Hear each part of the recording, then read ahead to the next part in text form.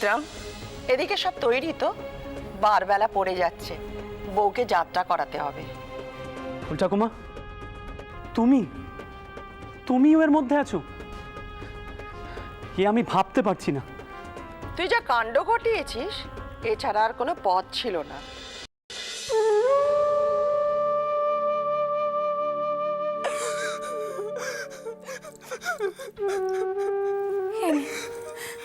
দিয়ে আয় কেনে।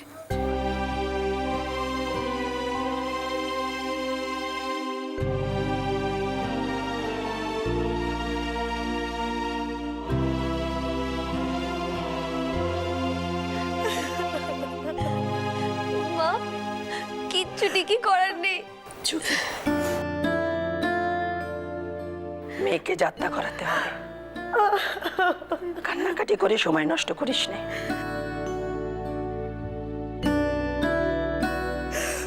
বড় মা, তুমি কথার সঙ্গে একবার কথা কইতে পারতে।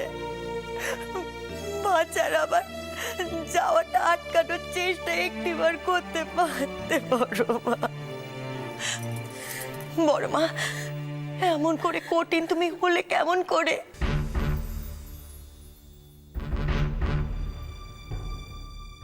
কি করবো বল? তোর বাপ আমাকে এই মান্না বাড়িতে নিয়ে এসে বড় গিন্নির মান দিয়েছেন, নইলে তো আমি আশ্রিতে রে, আর কিচ্ছু না। বিক্রম যা করছে ভালোর জন্যই করছে, ওর উপরে আমার ভরসা আছে।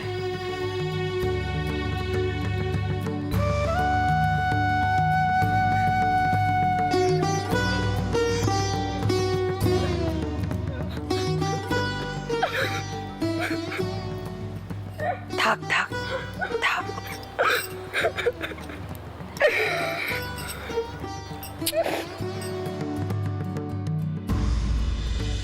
তোর উপরে অনেক দায়িত্ব, এখন বুঝবি না, পরে সব বুঝবি।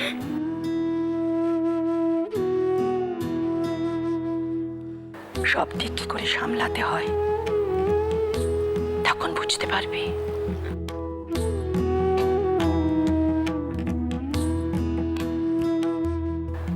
বুদ্ধি করে যদি চলিস, তাহলে আর পরে কাঁদতে হবে না।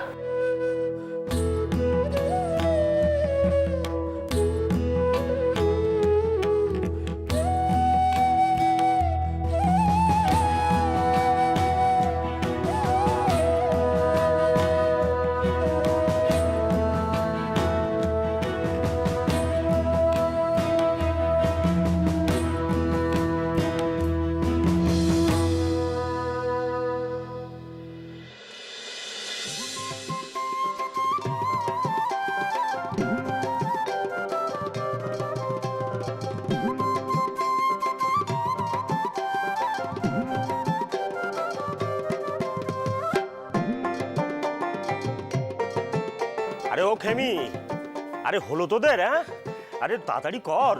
এই নটবর, হ্যাঁ, এই নদীর ধারে ঘুরে এলাম বুঝলে। আচ্ছা, হ্যাঁ, কাউকে দেখা গেল না গো যদিও এখনো, তবে এসে পড়বে কিছুক্ষণের মধ্যে মনে হচ্ছে।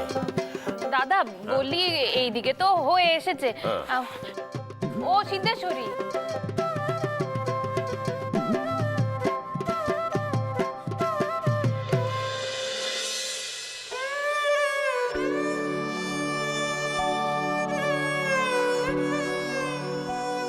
এতকাল কানা ঘুষো শুনেছি, এখন বিশ্বাস করছি যে এই বউ বশীকরণ জানে। এই বউকে ত্যাগ দিতে হবে, তা নাহলে সংসারে বড় ক্ষতি হয়ে যাবে। এই সংসার বাঁচাতে পারবো না। স্বয়ং বাবা মশাই আদেশ দিয়েছেন বউকে বাপের বাড়ি পাঠাতে।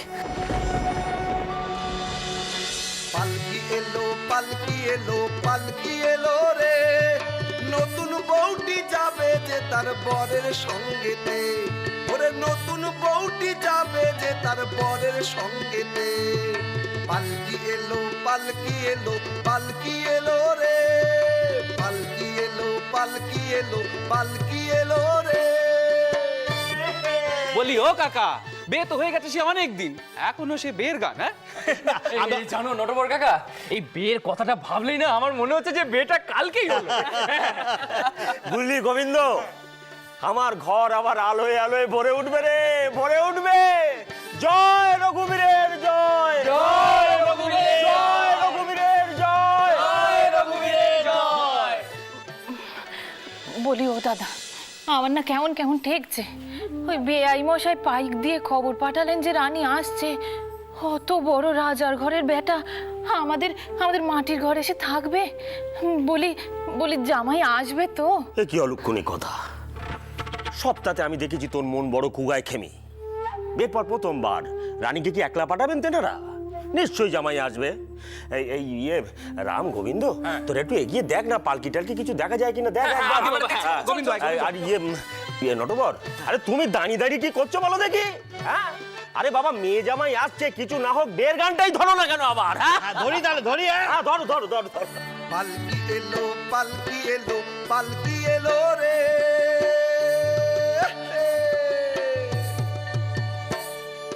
পালকি এলো পালকি এলো পালকি এলো রে, নতুন বউটি যাবে যে তার বরের সঙ্গেতে, ওরে নতুন বউটি যাবে যে তার বরের সঙ্গেতে। পালকি এলো পালকি এলো পালকি এলো রে, পালকি এলো পালকি এলো পালকি এলো রে।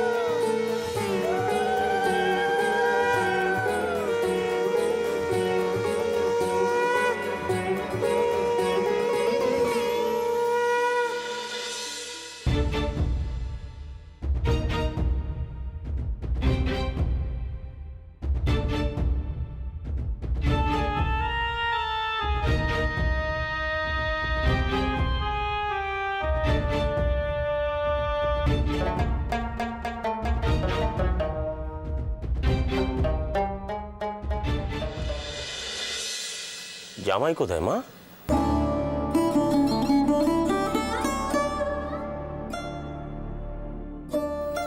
তাকে তো দেখছি না।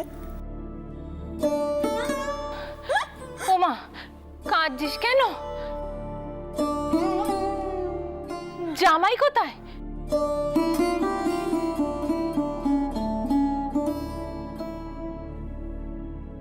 জামাই? আমি এখানে পিসিমা।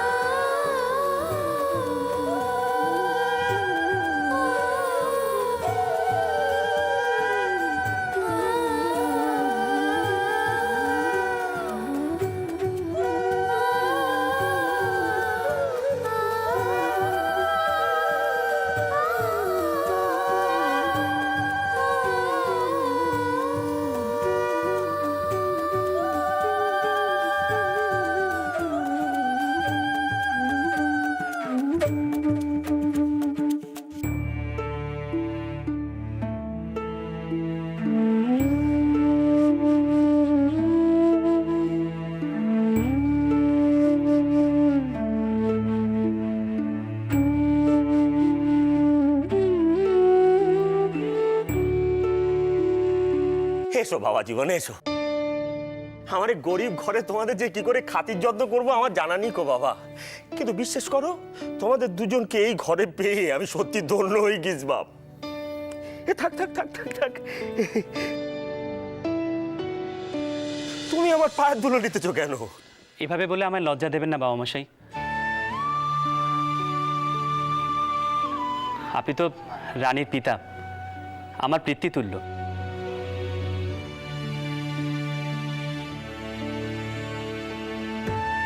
আমাদের দুজনকে আশীর্বাদ করুন, আমরা যেন মানুষের মতো মানুষ হতে পারি।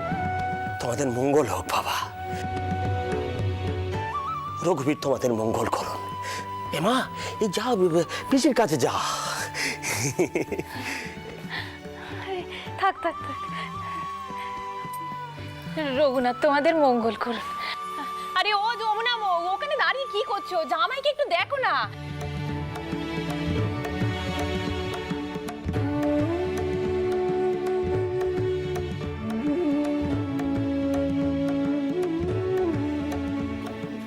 বসো বাবা, বসো বসো বসো, দেখি বসো বসো। একটু জিরিয়ে নাও, এতটা এসো, একটু মুখে কিছু। এ খেমি কি হলো ওদের ব্যবস্থা? আমি দেখছি, এক্ষুনি দেখছি। হ্যাঁ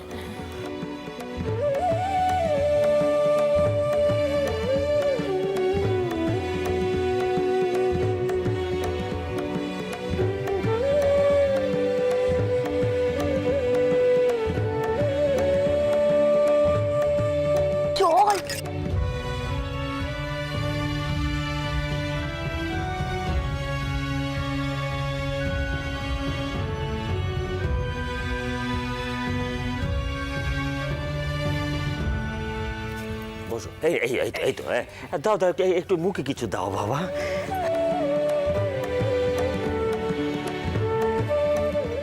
কেমন লাগছে? নতুন ঘর, নতুন বর, জামাইবাবু কেমন আদর যত্ন করছে ফুলশয্যার রাতে?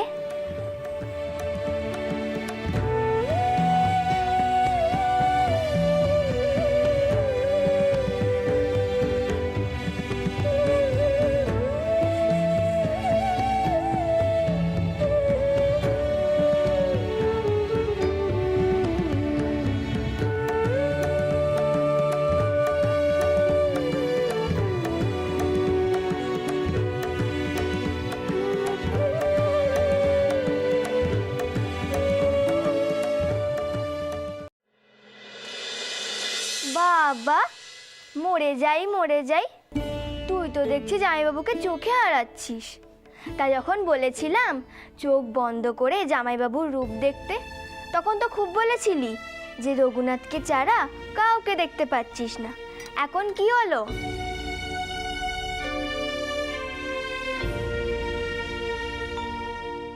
আমার তোমার উপর খুব অভিমান হয়েছে রঘুবীর। শহর ঘর থেকে চোখে জল নিয়ে বের হলুম, সকলে বলল উনি নাকি আমায় ত্যাগ করছেন, তাই বাপের ঘরে পাঠাচ্ছেন। কিন্তু এখানে এসে দেখি উনিও হয়েছেন। এ বাড়িতে এ কথা কেউ জানে না, কিন্তু তুমি তো জানো রঘুবীর। এসব কি বলছিস পোড়ামুখী? শোরঘর থেকে তোকে কি বলেছে? সর্বনাশ! ঠিক আছে, তুই এখানে বস, আমি জামাইবাবুকে পাঠাচ্ছি।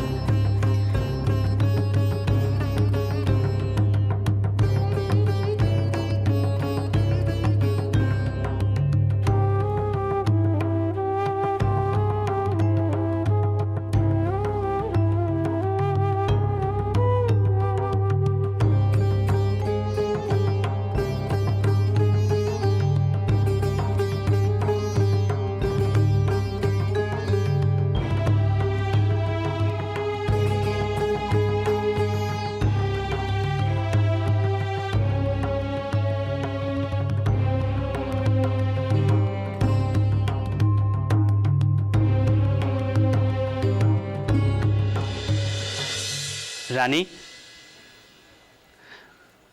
রানী, কি হয়েছে তোমার? বুঝেছি, অভিমান হয়েছে তো। সত্যিটা তোমায় কেউ জানায়নি বলে।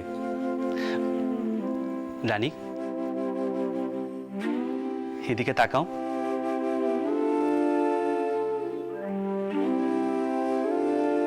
এ কি কাঁদছো?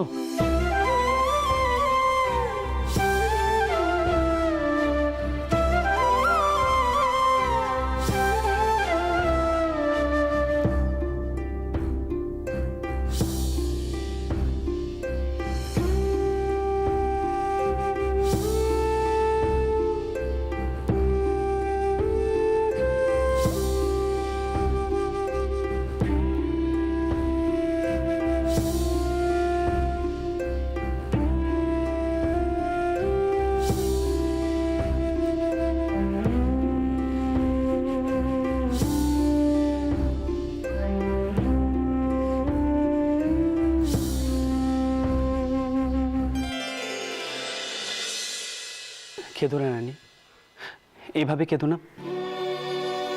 তোমার চোখে জল দেখলে যে আমার বড় কষ্ট হয়। আমি জানি রানী, আজ জানবাজারের বাড়িতে যা যা হয়েছে তোমার খুব খারাপ লেগেছে, কিন্তু বিশ্বাস করো রানী, আমারও খুব খারাপ লেগেছে। আপনি তো বলেননি যে আপনি আইবেন। আমি নিজেই কি জানতাম যে তোমায় জানাবো? আপনি আমার বাড়িতে না বলে আসেননি তো? তাহলে কিন্তু বাবা মশাই, ফুল ঠাকুমা, মা খুব চিন্তা করবেন। এসব নিয়ে তোমাকে আর ভাবতে হবে না। ওখানে বাবা মশাই আছেন, তিনি যা ভালো মনে করেন তাই করবেন। বাবা মশাই? হ্যাঁ গো, আজ সকালবেলায় বাবা মশাইয়ের সঙ্গে দেখা করতে যখন বৈঠকখানা ঘরে গেলাম, তিনি তখন আমায় সব জানিয়েছিলেন, কিন্তু অত লোকের ভিড়ে তোমায় জানানোর সময় পাইনি। আর জানাতে আমি বা কি করে বলো?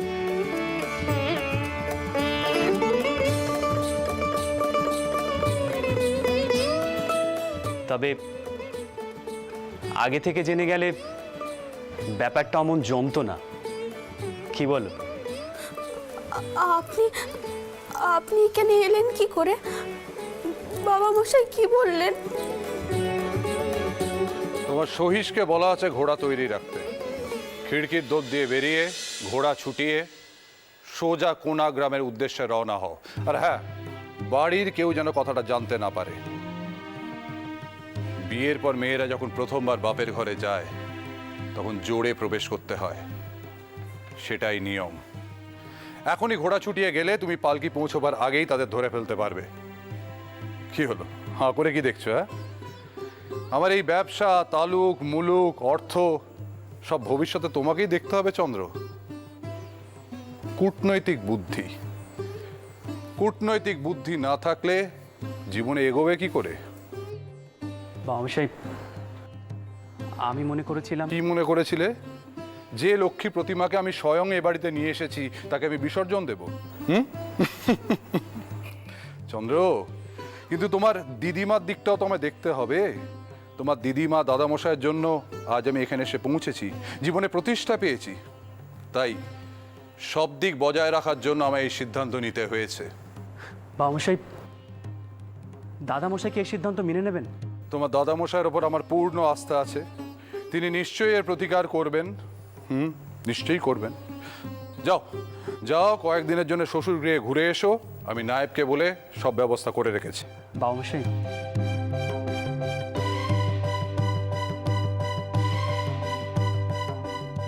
প্রার্থনা করি জনার্দন যেন তোমার ঘটে একটু বুদ্ধি দেন। তবে আমার ধারণা জনার্দনের কৃপায় মা লক্ষ্মীর ঘটে বুদ্ধিটা বেশি। তাই একদিকে সে যেমন দিদিমাকে ফিরিয়ে এনেছে, অপরদিকে তোমাকেও সে অসন্তুষ্ট করেনি।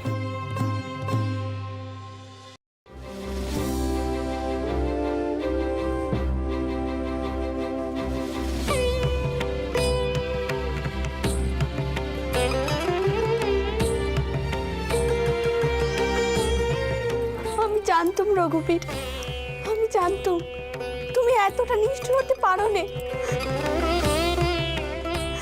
এত নিষ্ঠুর হতে পারো না তুমি। আশীর্বাদ করো রঘুবীর, যেন শহর ঘরে সকলকে সুখী করতে পারি, সকলকে ভালোবেসে আপন করে নিতে পারি। আশীর্বাদ করো রঘুবীর, আশীর্বাদ করো।